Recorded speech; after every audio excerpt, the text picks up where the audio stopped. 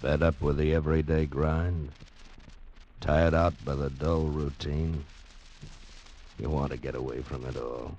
We offer you Escape. Escape, transcribed to free you from the four walls of today for a half hour of high adventure.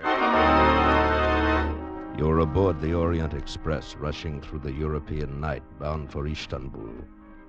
And in your compartment with you, a gun pointed at your head, a small, mysterious stranger is about to take your life.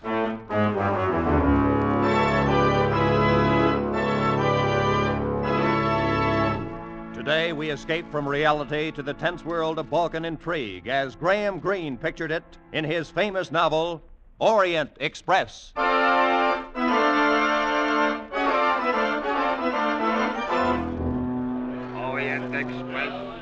Orient Express, now leaving. My name is Gregory Myatt. In 1932, I had to go to Istanbul on business, and I decided to take the Orient Express. After an uneventful trip across the Channel, I found myself at the station in Ostend, Belgium, where the Orient Express began. The porter took my bags and overcoat to my first-class compartment while I lingered on the platform. And, inevitably, somebody bumped into me. Oh, I'm sorry. Oh, that's quite all right. I wonder which way are the second-class coaches, please? That way, I think. Your suitcase looks heavy. May I? Oh, no, thanks. I can manage all right. I always have. Yeah, she had a very nice figure, trim and erect. I wondered whether she was going as far as Istanbul. Orient Express, en voiture. En voiture. I made my way down the platform to my coach. But there was a stranger in my compartment going through my overcoat. Young man, you have the wrong compartment. And you have the wrong overcoat. This coat is mine. Also, this compartment, number 7. It happens to be number 8. 8? I have made a mistake. 1,000 apologies, sir. Oh, that's all right. Thank you. You are going to Belgrade, perhaps? No, I'm for Istanbul. So, allow me. My name is Richard John. How do you do? My name's Myatt, Gregory Myatt. I am grateful you are a fellow countryman. These little mistakes can be so difficult to explain. Fellow countryman? But I'm American. I also. I am a naturalized American all these many years, but the accent remains. Yes, I suppose it does. Well, we are underway. I will go to my compartment. A most pleasant journey, sir, and again 1,000 apologies.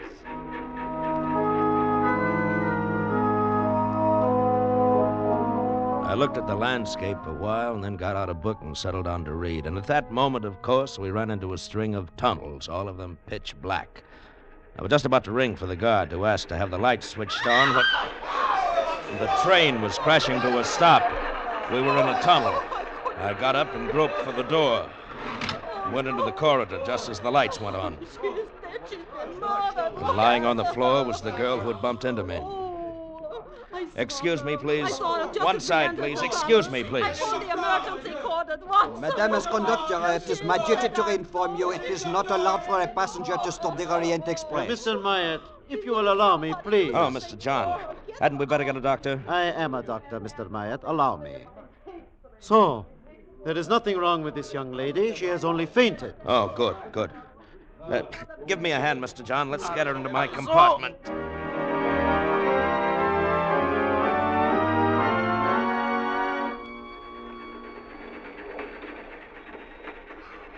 I'm all right now. Really, I am. Yes, of course you are. Here you are. Drink this. It's brandy. Drink it, young lady. It will help you. Good. I don't know why I fainted. I never did before. When did you last have a decent meal? Yesterday? The day before? I suppose it was the day before. That's my affair. You have no money? No. How would you like to have dinner with me? Well, Please say yes. I won't say no. Fine. Will you join us, Mr. John? No, I prefer to remain in my compartment. As we dined, I learned her name was Carol Musker. She was a chorus girl, and she had a job waiting for her in Istanbul. I felt a bit sorry for her, but, well, more than that, I remembered how she felt in my arms when I carried her into my compartment. And I wanted to hold her again. I ate a lot, Mr. Myatt. I hope you can afford the check. I think I can. Oh, good. Now, how about breakfast tomorrow? and all the rest of your meals till we reach Istanbul. Mr. Myatt, I hope you don't have any ideas about me. Well, of course I have. You're very attractive. Well, I don't know anything about you. For all I know, you're married and have 6 children. I am not, and I haven't. How about you? I have no one. Well, then there's no reason why we shouldn't have ideas about each other, is there? And by the way, my first name's Gregory. More coffee or dessert? No, thanks. Well, then as soon as I've paid Mr. Myatt, Oh, Mr. John. excuse me, is this yours? That's my pocketbook. I found it in the corridor outside my compartment. You must have dropped it when you lifted this young lady. He gave me my pocketbook and left the dining car. All my money was there, but one thing I knew, I had not dropped my pocketbook. Mr. John had taken it. Well, Carol and I started through the train. It was about 9 o'clock, and the lights were already dimmed. In the second-class coaches, people were asleep, sitting up in the crowded compartments. Mr. Myatt, here's my compartment. Thank you for dinner. It's, very early. You have to go in? Oh, I'm tired. Oh, it's too crowded in there for comfortable sleeping. And besides, you never know who's next to you. Oh, but I do. That little fat man, see? His name's Joseph Grunlich.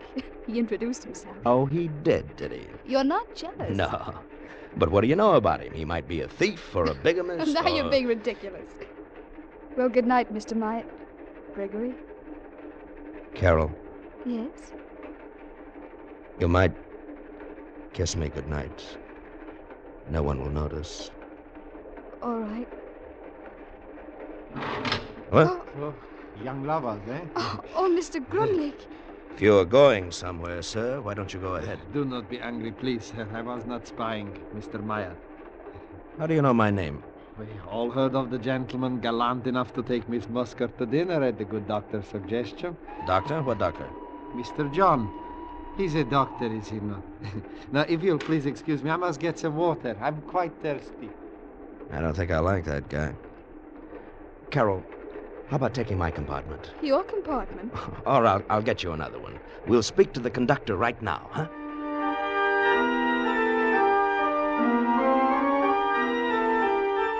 First-class compartment for the young lady, monsieur. You must wait until we arrive at Cologne. No tickets are sold aboard the Orient Express. We arrive in Cologne in, let me see, precisely 15 minutes.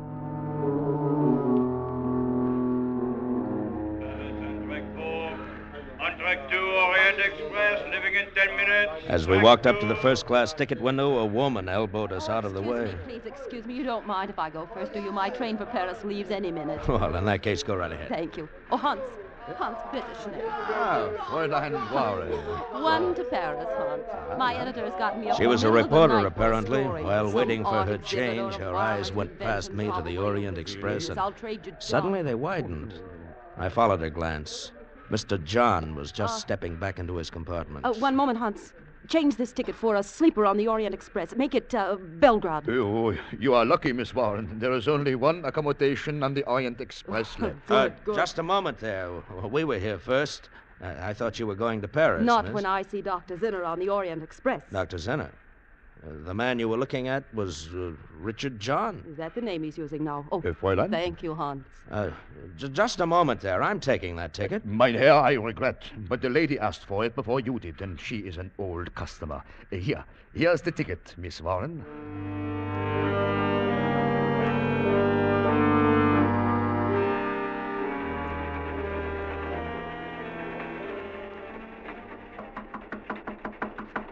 Who is it? Gregory Myatt, Mr. John.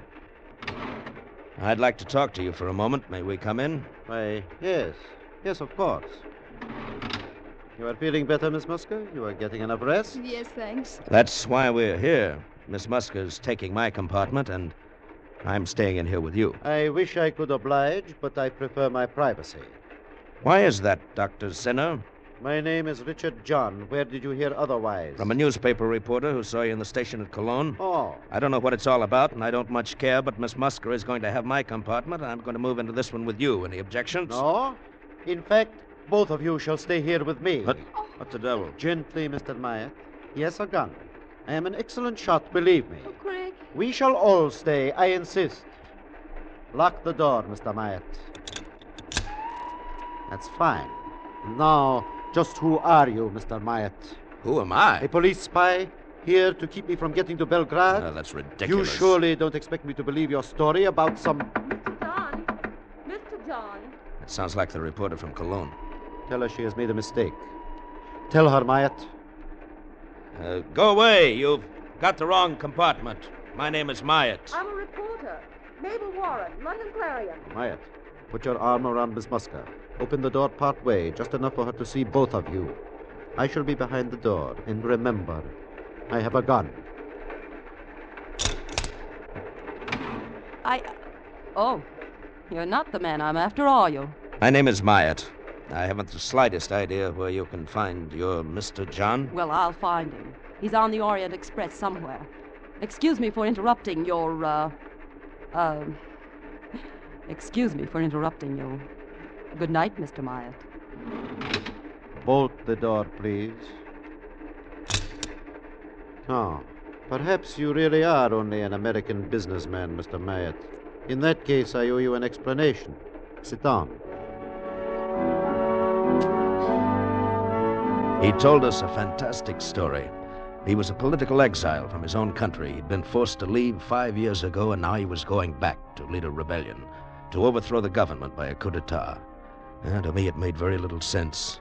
Had it not been for the gun in his hand, I might have laughed in his face. If I am captured before this train gets to Belgrade, I will be executed. Once in Belgrade, however, I am safe. I am very popular. I know the city. There are thousands ready to hide me. Yeah, that's very interesting. Now that you believe we're who we say we are, you could put that gun away. I'll bunk here with you, and Miss Muska can go to my compartment. I cannot allow that. Among the passengers on this train are many of my countrymen. Some would be loyal if they knew about me, but others would not. Dr. Zinner will tell no one. I am sure you would not, intentionally, but it might slip out. No, I cannot permit you to leave this compartment. I'm warning you, if I can, I'm going to take that gun away from you. Don't try it, my friend. You're older than I am, Dr. Zinner. You're tired. Just how long can you stay awake?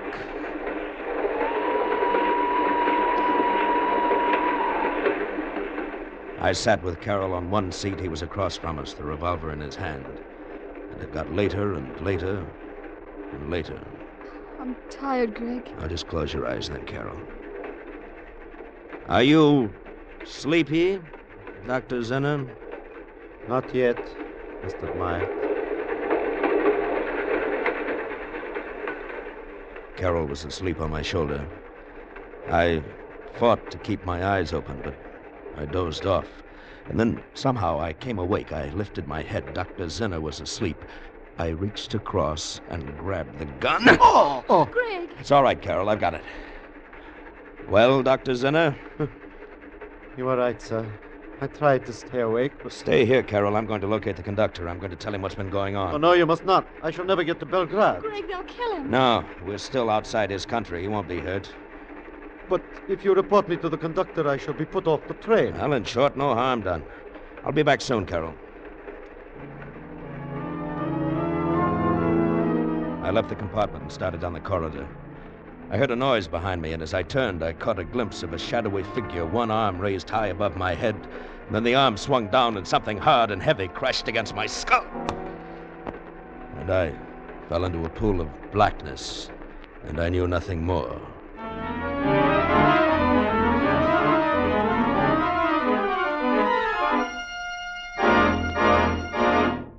In just a moment, we will return to Escape. But first, the blazing billboard for CBS's 10 great Sunday night shows has an especially big blaze of lights near the top of the list. That's where the names of Spike Jones, Jack Benny, and Amos and Andy are found in succession. Spike Jones, Jack Benny, Amos and Andy, the most unusual sequence of top-rating comedy in radio. Don't miss a single second of their 90 non-stop minutes of mirth tomorrow night on CBS's great Sunday Night 10. Amos and Andy and Spike Jones come to you over most of these same CBS stations, and Jack Benny is heard over them all. And now, with our star, Bill Conrad, we return to the second act of Escape and the Orient Express.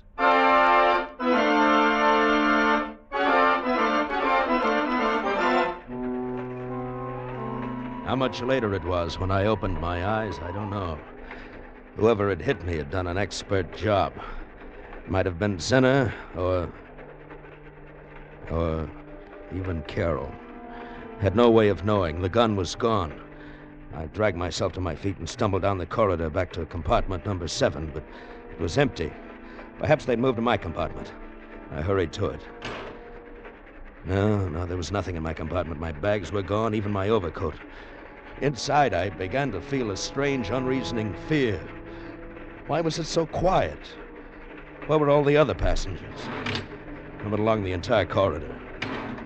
I opened every door in the coach. It was completely empty.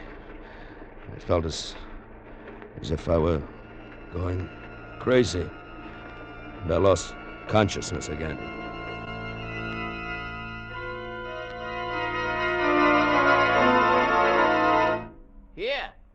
Here, you! What? Mister! What? Wake up! Wake up! What? Who are you? I, sir? I am the brakeman. No.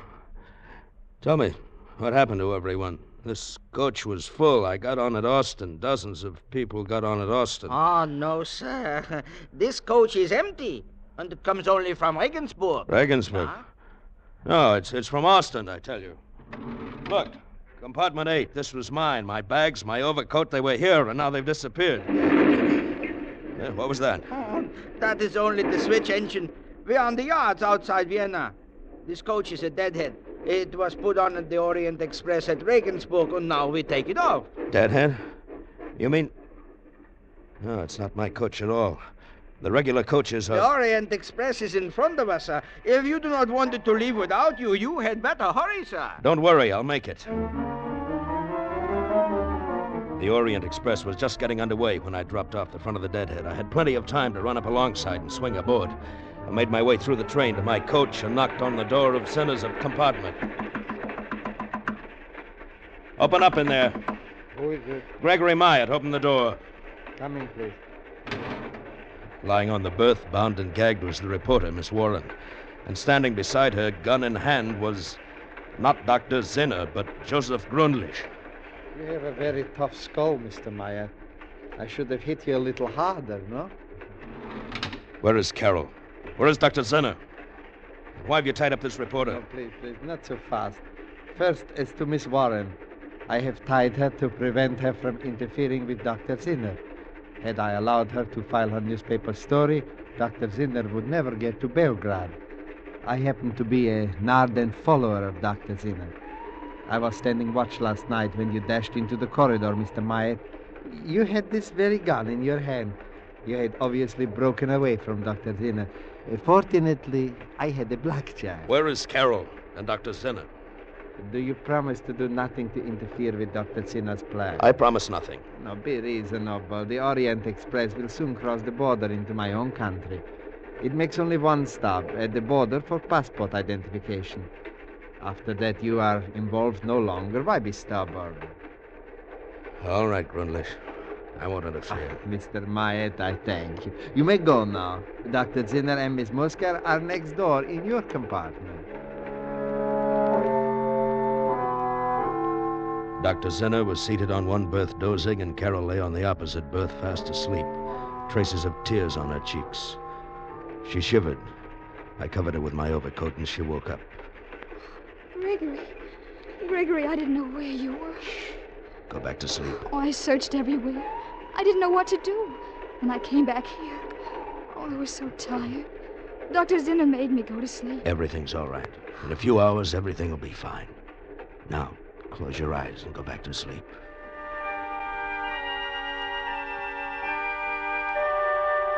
I left the compartment and went to the second-class coach. With both Carroll and Grunlich gone, there was space for me. I slept until I was awakened by a Hungarian passport inspector. The train had stopped in a town named Subotica, just inside the border. I showed him my passport. Then I went to the dining car. The breakfast rush was just starting, so I gave a waiter a pound note and had him get me breakfast for 2. By the time the Orient Express was 10 minutes out of Subotica, we were going down the corridor, the loaded tray tinkling as the waiter followed me. We arrived at my compartment, but it was empty. No sign of Zinner, no sign of Carol. A torn piece of paper was tucked under the cuff of my overcoat. It was a note. I have left with Dr. Zinner. I'm afraid this is goodbye. Signed, Carol Musker. Sir, the breakfast. Where shall I put the tray? What? The breakfast. Oh. Take it back. I don't want it. I sat near the window and watched the landscape drift past. My suspicions had been right all along. Dr. Zinner had played me for a fool, and so had Carol. After a while, I became conscious of a tapping sound on the wall of my compartment.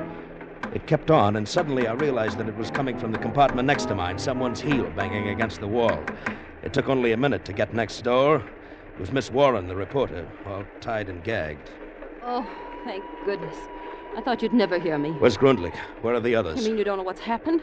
Zinner's going to be executed. Executed? Why, they took him off the train at Subotica. Grundlich arranged the whole thing. He's a government spy. Oh, he can't be. Well, he is. They're probably holding a drumhead court-martial on Dr. Zinner back in Subotica this minute. I see. And Carol Musker's a government spy, too? The girl? No. Yes, she must be. They took her off the train. Well, they had to. They couldn't have any witnesses. Well, what will they do with her? Probably kill her. But... Hey, here, what are you doing? You can't jump out. The train's going 60 at least. I'm going back there. To Subotica? You're insane. Look, there's a small town up ahead. I saw it when I leaned out. Some cars are parked at the station. I saw them. I'm going to pull the emergency cord. Take one of those cars. What can you possibly do in Subotica? I don't know, but I'll do something. Go ahead, Mr. Myatt. I'm going with you. I pulled the emergency cord, and in a matter of seconds, the Orient Express was screeching to a halt right at the station. I flung open the door, and with Miss Warren close behind me, I ran toward the parked cars. Here, you! You, come here. Do you speak English? A car, gentlemen, a car very cheap. I want to go to Subotica. It's too far, 50 kilometers. I'll give you 20 pounds. Wait, get in, gentlemen, get in. We were at Subotica inside of an hour. I had the driver stop just before we got into the center of town and told him to wait. Miss Warren and I started down the main street. Mr. Myatt, look. In the doorway of a small restaurant, his back to us, talking to a chef, was Joseph Grundlich. Just keep walking. All right. Try to hear what he's saying. Yeah. Meal for 2 people. Have it sent to railroad station. Good one. Did you hear what he said? Something about a last meal for 2 people to be taken to the railroad station. Don't turn your head. Just keep walking. Okay. The railroad station platform was empty, so was the ticket office. But through the window, we could see the waiting room, and beyond it was a closed door to a baggage room. There was a large, old-fashioned key in the lock, and standing beside the door was a soldier with a rifle. That's why they must be in the baggage room. You don't have a gun, I suppose? No. Oh, neither do I. The key's in the lock, if I can get to it without the soldiers noticing. We've got to get the soldier away from the door, Miss Warren. How? Look, do you see that telephone over there in the far corner? Yeah. If we could somehow get the soldier over to the telephone, his view of the baggage room door would be cut off. Yeah. Look, that'll be your job, Miss Warren. Mine? Go into the waiting room and up to the telephone booth. Smile at the soldier as you go by. Then pretend you're having some trouble with the phone. Appeal to him for help. Right. When he joins you at the phone booth, keep him occupied while I go in and let him out. But he might look around. Just talk to him. Zinner and Carol and I will try to make the car. You'll have to hurry. Grundlich and that last meal may be here any minute. We'll hurry, all right. Through the grimy window, I watched as Miss Warren crossed the waiting room to the telephone, smiling at the soldier. She left the booth and walked over to him. Couldn't hear what they were saying. She smiled at him again, putting her hand on his arm. They went over to the booth. I took a deep breath and entered the waiting room. I could hear them talking as I started toward the baggage room. Anything about telephones, it's so nice of you to help. Oh, lovely. Yes, I'm glad to. What number you wish? Oh, yes, Carol. that's the number. Oh, here, I have it right here in my... Carol. Gregory. Quiet. Shh. No noise. Dr. Zinner, Carol, go to the station platform. Now, no noise. Come on. What you plan? All right, follow me. Oh, no, but I heard about you. I didn't know. We started back toward the open door that led to the station platform. We went out slowly, not making a sound. Miss Warren was still talking to the soldier, and then suddenly their voices stopped. I glanced back. The soldier's gun had fallen to the floor. He was kissing Miss Warren. We got out to the platform, and I shut the door quietly. All right, follow me. The car's 2 blocks away. What about her? She's a reporter. They won't dare touch her. Now, come on. All right. In a few moments, the station was behind us. The car was only a block away now. We turned the corner, and walking toward us, not 10 feet away, was Joseph Grundlich, and a waiter from the restaurant. Before he could collect his wits, I ran at him. He crumpled to the ground. Then I hit the waiter. All right, run for it. All right. Grundlich fired a few shots at us, but hit no one. And then we were in the car, and he fired at us no longer.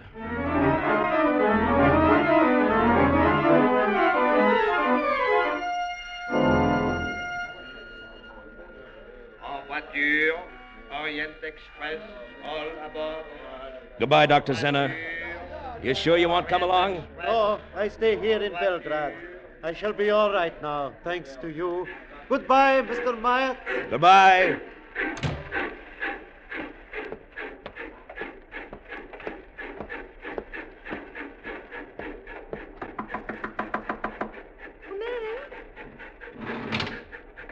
Hello. Hello. You, mind if I sit down? No, not at all. Well, we'll be in Istanbul tomorrow. Mm-hmm. A day late. I probably lost that chorus job. Have any idea what you'll do then? Oh, I think so. I have an idea. Yeah. So have I. A very good idea. Come here.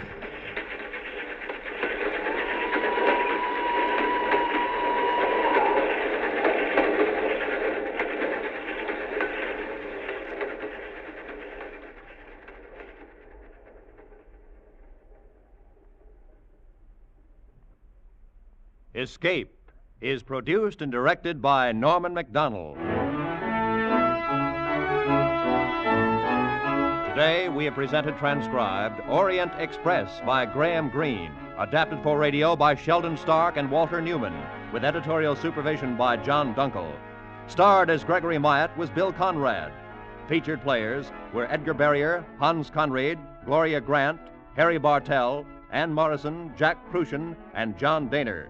The special music was arranged and played by Ivan Ditmars.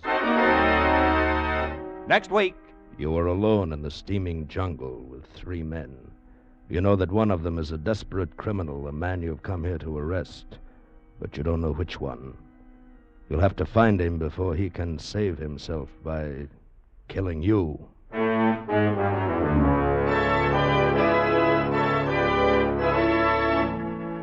Next week, we escape with L.G. Blockman's exciting tale of a manhunt, Red Wine. Goodbye, then, until this same time next week, when once again CBS offers you Escape.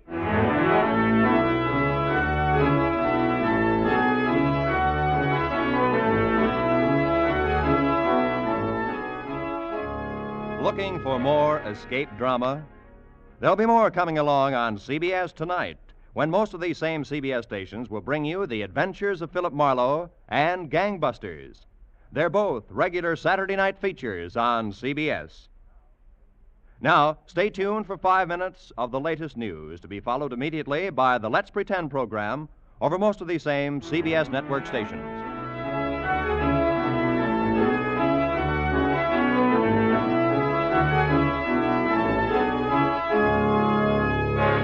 This is Roy Rowan speaking for CBS, the Columbia Broadcasting System.